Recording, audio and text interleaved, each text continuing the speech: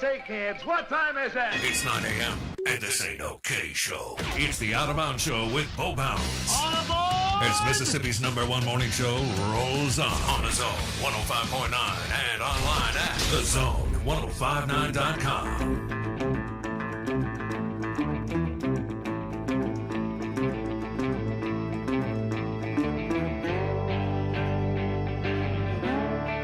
Man, we're going to have a busy third hour.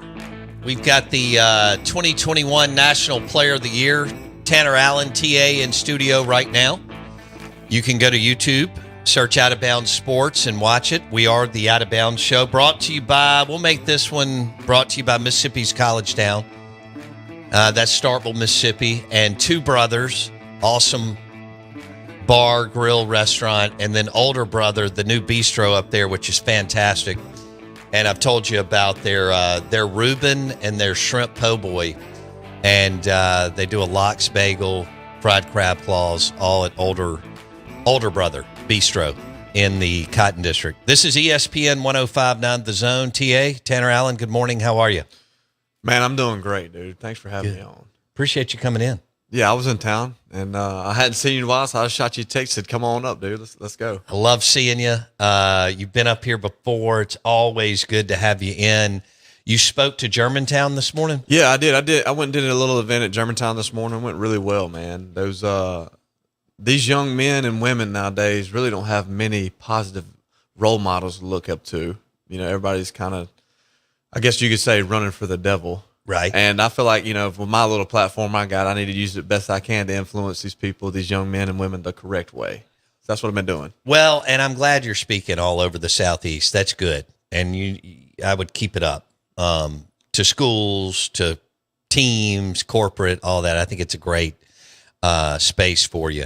To share with our listeners that Jake Mangum, obviously you and Jake Mangum are good friends. Right. Y'all played together. You're still good friends. Y'all were on unbelievable teams. You had that whole bonding thing that you'll have forever. You and Rowdy and Jake Foscue, well, all these dudes. Share the Jake Mangum story with our listeners. So that you told this morning. Yeah, in so I Germantown. told these young men and women this morning the story about Jake Mangum because Jake's doing outstanding in the big leagues right now, man. First off, before we get started, this is long overdue. Yes. And I'm so happy for him because when you see somebody firsthand watch him work so hard for a goal and just keep getting slapped in the face, and he finally makes it. It's like, man, you can't help but pull for that guy. Yeah. So hats off to him. So I'm going to tell this story about him and how he influenced my career. And I tied it together with the Bible verse out of Proverbs, as iron sharpens iron, right? Mm-hmm. As one man sharpens his face of his neighbor. So when I was a freshman at Mississippi State coming in, right when I got to campus, 2018, TA's getting to campus, doesn't know anybody.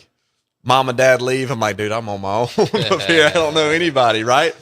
And so we have a first team meeting, and I see all the guys in there. I'm like, man, these guys are really, really good. I don't even know if I can play here. This is crazy, right? And, well, at the end of the team meeting, coach is like, you don't get to go in the locker room yet. Before you get to go see your personal individual locker room, my individual is like my moment to where I'm really on the team. That's my locker right there. Right. Here's all my baseball gear, all my stuff. Like, I'm on the team now. Before I get to see that, it's like, you got to pass a conditioning test. And dude, I hate running. Hate it so bad. All right. And this conditioning test is 17 110-yard sprints. 17 110-yard sprint. And you got 12 seconds to get down there. No. All right. So you're boogieing 17 times, right? And so I'm sitting there thinking, I'm like, man, I really don't like to run. I'm pretty strong, but I don't like to run. I'm like, I don't know if I'm in good enough shape to do this. So I'm real nervous about it. Well, 2 days before the conditioning test, me and a man named Jordan Westberg, he plays in the big leagues now, right, with the Orioles. Yeah. He was my roommate my freshman year, and we're like, hey, look, let's go see how bad this conditioning test is really going to be. Oh. Go over to football. Go to the football practice fields one night, 2 nights before. No. Take off running, dude. I ran 9, I think, 8 or 9. Fell over, was cramping up, throwing up. I'm like, man, I'm not even halfway. This is not good. I'm not in shape. And I think Westy barely passed, and he was in really good shape too, So 2 days later, conditioning test rolls around, and I'm get to the baseball stadium at like 5:30, and we walk over to football. Man, I'm so nervous because I'm thinking the whole time, I'm like, man, I'm here at Mississippi State trying to play at the best program in the country. My body's my tool, right? I'm not in good shape. It reflects that I don't take my craft serious, man. These folks are going to think I'm just up here just to be here, right? Not to help. My first impression of my new coaches, my new teammates, my new staff is, hey, I'm Tanner Allen. I want to come play at Mississippi State, but I'm not in shape. I'm like, no, they're not going to take me too serious. No. So we're lined up on the goal line. And at the time, it was Coach Canizero, and he's out there talking about, man, I don't even remember what he was saying. I was so nervous. And I look to my right, and there stands Jake Mangum. And a light bulb goes off in my head. And it's like, that's the best player on our team, probably one of the best players in all of America. I know he's going to pass the test. So why don't I just go run next to him? Oh. So I'm gonna go run next to him. So if I go over there to him, I don't have to worry about making a time. I don't have to worry about how many reps we got left. Only thing I'm focused on is do exactly what he does. Yeah, smart. Dude. So I go up to Jake, and he probably don't even remember. I'm like, hey, man, I'm running next to you. He looked at me and said, hope you can keep up. I'm like, that's why I'm here. You know?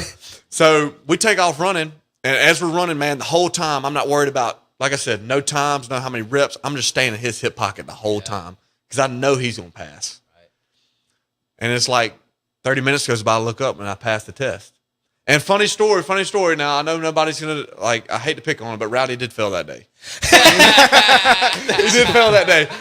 And so, look, I passed the test, right? I'm like, man, that was really easy. All I did was do what Jake did. So I took it a step further. I'm like, well, he's a really good player. Everybody loves him. I want to be like that. So I started paying attention to how he practiced, how he prepares for games. Right. How he would get after it in BP, like defensively in live BP, like track down fly balls nonstop. One of the best outfitters I've ever seen, right? Base running.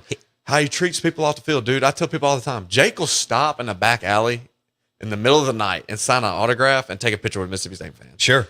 And everybody loves him. So I was like, I want to be like that. Right. So then I start doing the things he's doing, like training-wise, like swing-wise. I'm like, man, this guy's got the most hits in SEC baseball history. I might want to pick his brain on what he's doing. Right. You know, so I start picking his brain, and I start doing the things he's doing and focus on things he's doing, trying to make my mindset like his, getting after it on defense, base running, doing everything he can in some weird way that makes me a 3-time All-American national champ. How about that? That's the secret right there. So I was like, look, you hang around. Like, all I did was do what Jake did, and look what happened to me. He's got all the accolades. Now I got him. You know, and I feel like right now in Starkville, we don't have any of that going on. Oh, no. You know what I mean? And that's okay. We need to realize, hey, somebody's got to take charge, and you guys follow me. We need a TA, a Jake Mangum, an Adam Frazier. 100%. And that's easy to say. It is. But not everybody's wired like that. We're Mississippi State fans are hoping that someone is, I guess, close to becoming that guy. Yeah. That just says enough of this. We're going to throw down. We're going to win games. We're going to find a way.